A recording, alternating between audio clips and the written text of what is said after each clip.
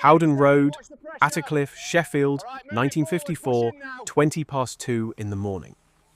Sub-Officer Harold Whitlam, Sheffield Fire Brigade, 11 years in the Attercliffe Division, was reading the works from the cab before the appliance had come to a full stop. Howden Road substation existed for one reason: to give the steelworks along Carlisle Street and Savile Street a first attendance faster than a pump could reach them from Division Street headquarters, 3 miles west. Whitlam had made this run, call to wheels turning to works gate, perhaps 400 times in 11 years. He had made it to this specific work 6 times before. What told him something was different tonight was the color of what was coming off the roof of the heat treatment shop. Not black, not the grey-brown of coal smoke from the forge stacks 200 yards further down the valley, which Attercliffe residents saw every night of the year and had stopped noticing decades ago.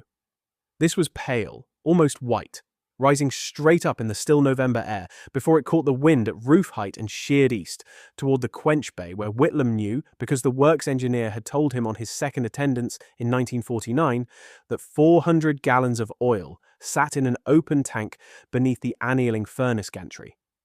He had 6 previous attendances at this works. None of them had been the Quench Bay. He had a Works Fire Brigade already on the hydrant when he arrived, 2 men in Works overalls running a hand line onto something he could not yet see, and a night shift of perhaps 90 men still inside the rolling mill on the far side of the yard, who did not yet know there was a fire. What the pale smoke was telling him, and what he had 6 previous attendances of experience to weigh it against, was the first question of the night. Was this the surface flash that portable extinguishers put out in 90 seconds? Or was it the beginning of something the Works Brigade's hand line was never built to hold? The Dennis pumping appliance that answered Howden Road's call carried a first delivery pump and foam-making branch pipe equipment as standard fit for a Sheffield city appliance of this period. Sheffield's own brigade records show that the fleet's move to uprated 1,000-gallon per minute centrifugal pumps came later in the mid-1960s rebuild, which means an appliance of 1954 was working at a lower rated output, sufficient for a contained surface fire but not built to overwhelm 400 gallons of oil once the whole tank surface was alight. Whitlam knew the difference between those 2 fires because the works engineer had described the tank's capacity to him in 1949, and because the Fire Brigade Training School taught foam theory in general terms that a specific tank, at a specific works, on a specific gantry, had made concrete for him. Sheffield Fire Brigade in 1954 was running the 2-shift watch system the brigade had carried since before the war. Day duty and night duty, 1 day off in a rotation, which meant that the crew who answered this call had likely worked alongside Whitlam for years, not months. That mattered more at Howden Road than at most stations, because Howden Road's whole purpose was steelworks attendance, and a crew that knew the district's works from repetition brought pump discipline that the manual could not substitute for. The Works Fire Brigade's handline, meanwhile, was doing exactly what a Works Brigade's equipment was built to do: buy time on a surface fire until the city appliance arrived with the equipment to do more. Before we continue, if this kind of documentation is what you have been looking for, consider subscribing. Every video on this channel goes into one specific element of the British Fire Brigade between 1900 and 1980. The appliance, the works, the knowledge that the officer had built from previous attendances, and the community that depended on that knowledge before automatic suppression changed what fire could do before the crew arrived. Not spectacle. The documented operational intelligence of a fire brigade that protected a valley of steelworks that burned in specific ways that specific people had learned to read. What did years of attending oil, coal and hydrogen fires along Carlisle Street and Savile Street give an Attercliffe sub-officer that the pump specification sheet could not? And what happened to that knowledge when automatic suppression reached the Don Valley in the 1960s? And if you served in the fire brigade in this era, or your family did in the city brigade or a works brigade, put it in the comments. If you or your family were with Sheffield Fire Brigade or a Works Brigade in the Don Valley Steelworks, what division and what works do you remember? The next film in this series follows the Sheffield Blitz of December 1940. when the same Attercliffe steelworks the works brigades were built to protect became the Luftwaffe's target. Back at the appliance. What 6 previous attendances at this works had given Whitlam was not a general theory of oil fires. It was specific knowledge about this tank, this gantry, and this shop.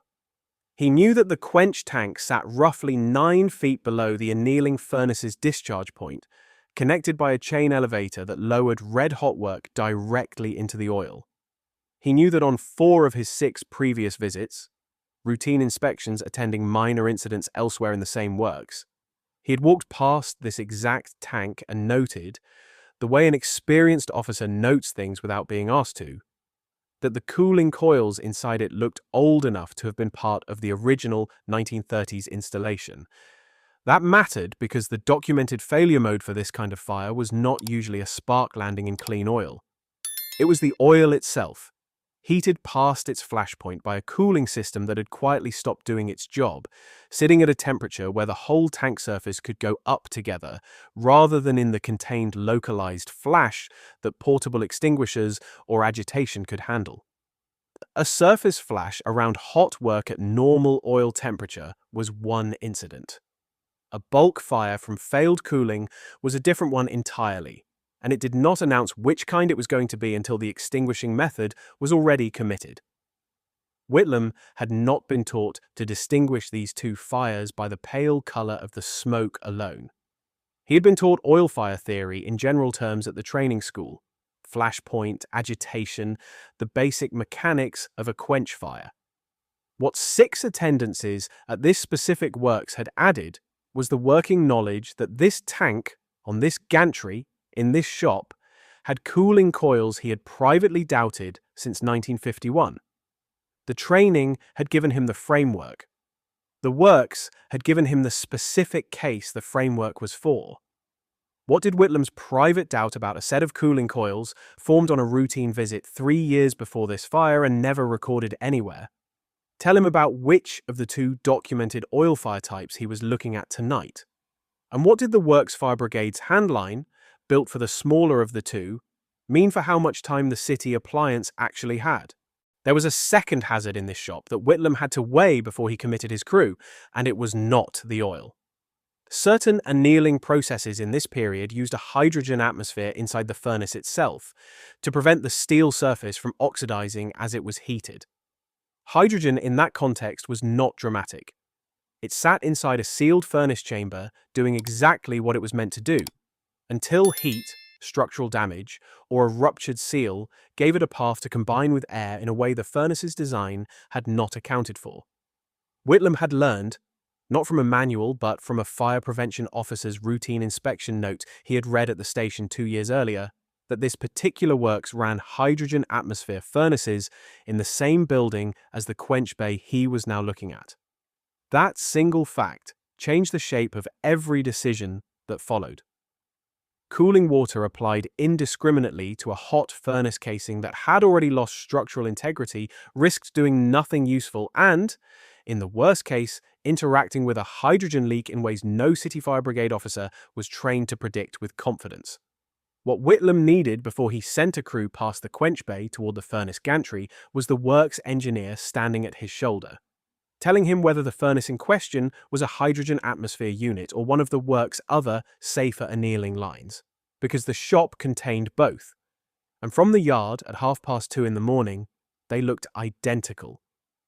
This was the specific value of the Works Fire Brigade being on site before the city appliance arrived.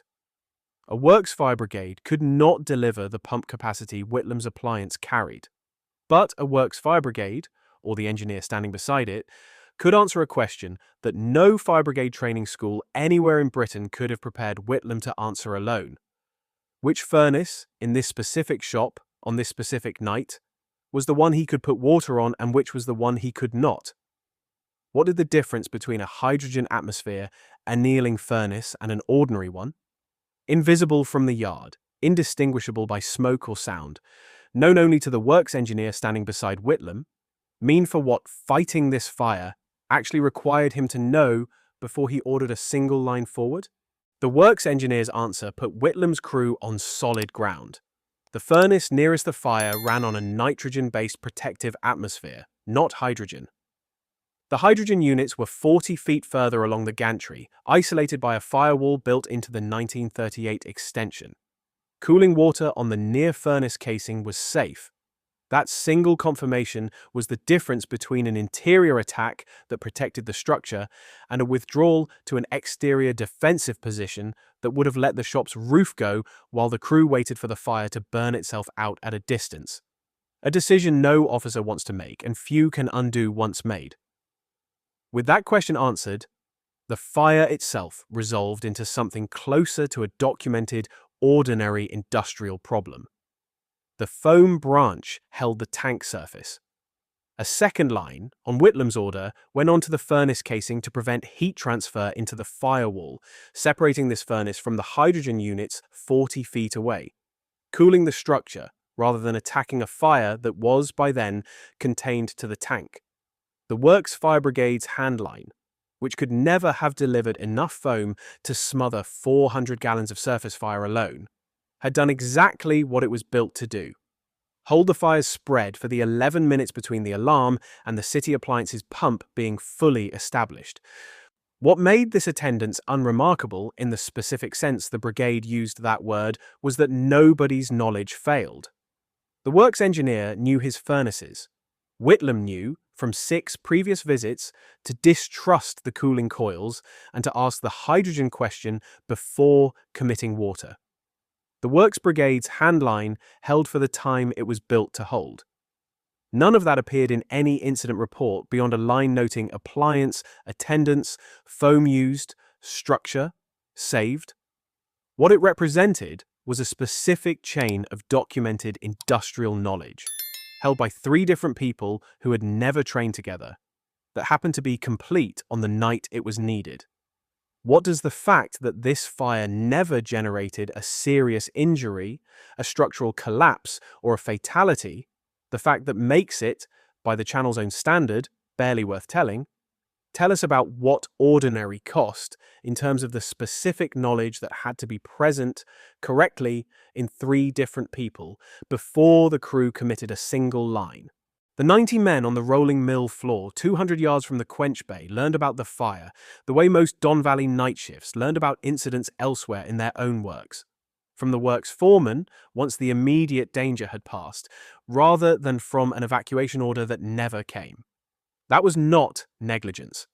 It reflected a documented reality of how these works operated.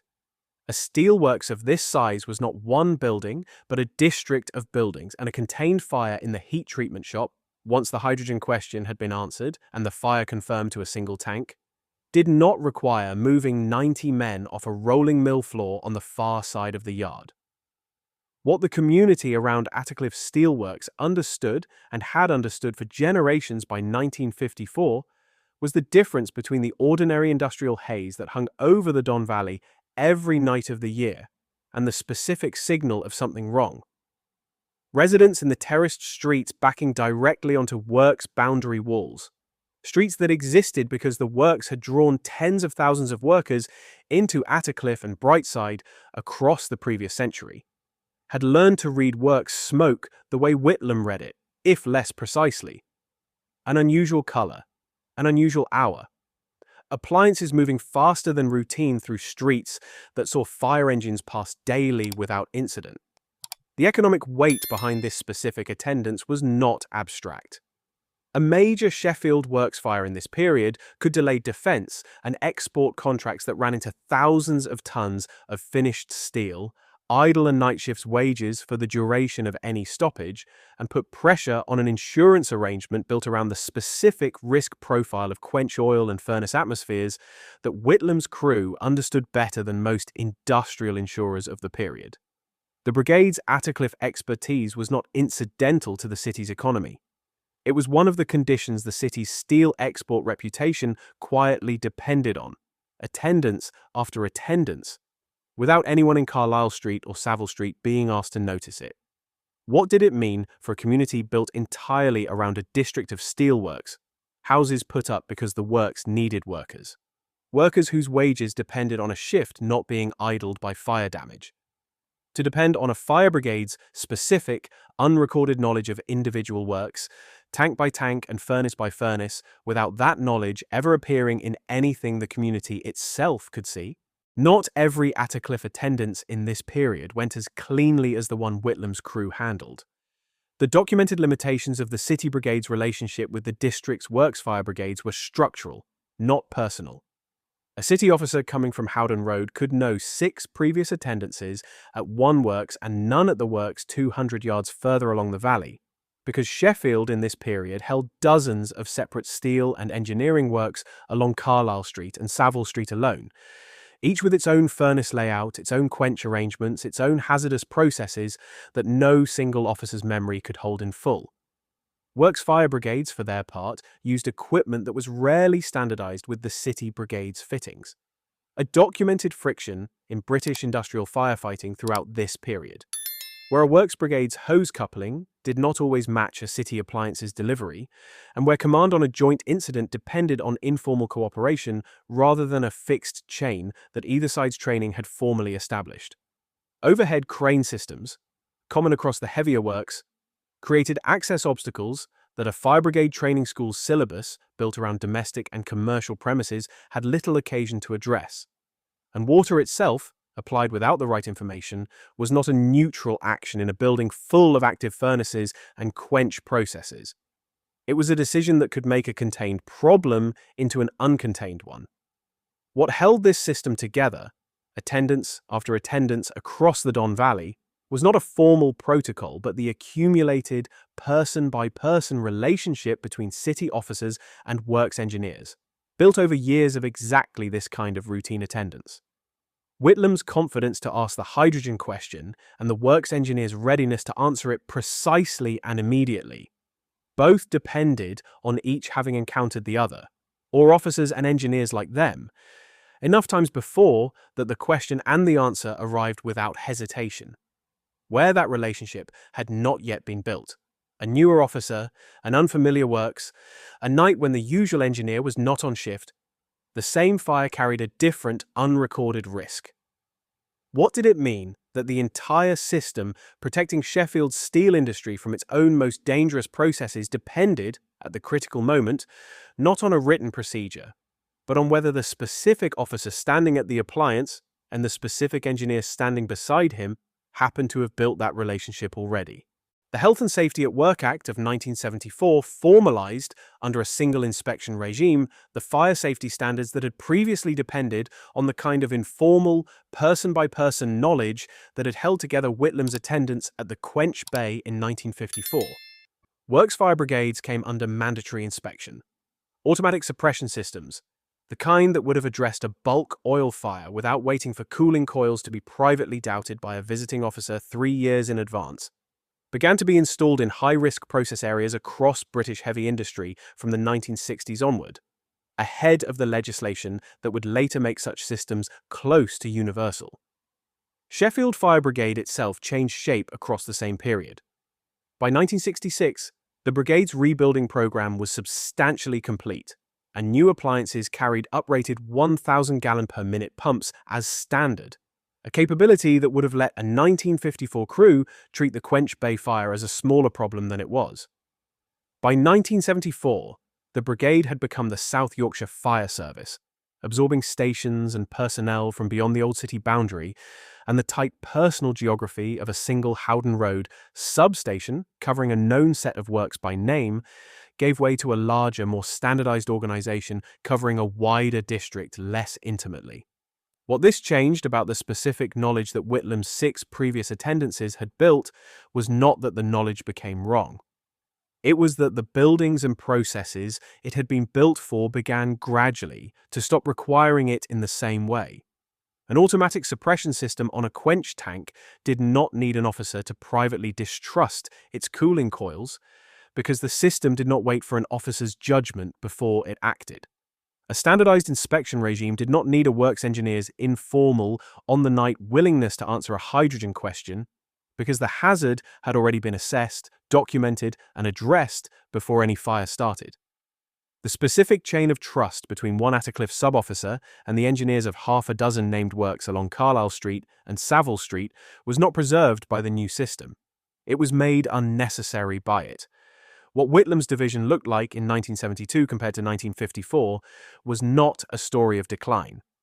Sheffield's steel industry was, by any documented measure, safer under automatic suppression and formal inspection than it had been under the informal accumulated knowledge of individual officers and engineers.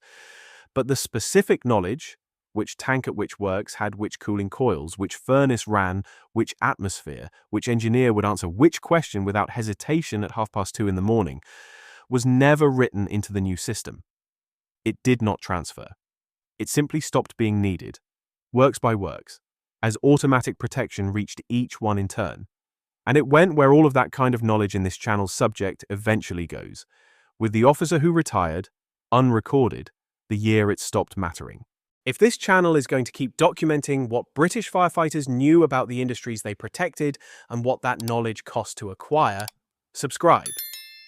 There are more works, more divisions, more works engineers standing at the shoulder of a city officer at 2 in the morning, and more quiet, private doubts about a set of cooling coils that were never written down anywhere, and that held a Sheffield steelworks standing on a night in 1954. What did years of attending oil, coal and hydrogen fires along Carlisle Street and Savile Street give an Attercliffe sub-officer that the pump specification sheet could not? And what happened to that knowledge when automatic suppression reached the Don Valley in the 1960s? And if you have an incident, a station, a division, or a works, put it in the comments. If you or your family were with Sheffield Fire Brigade or a works brigade in the Don Valley Steelworks, what division and what works do you remember?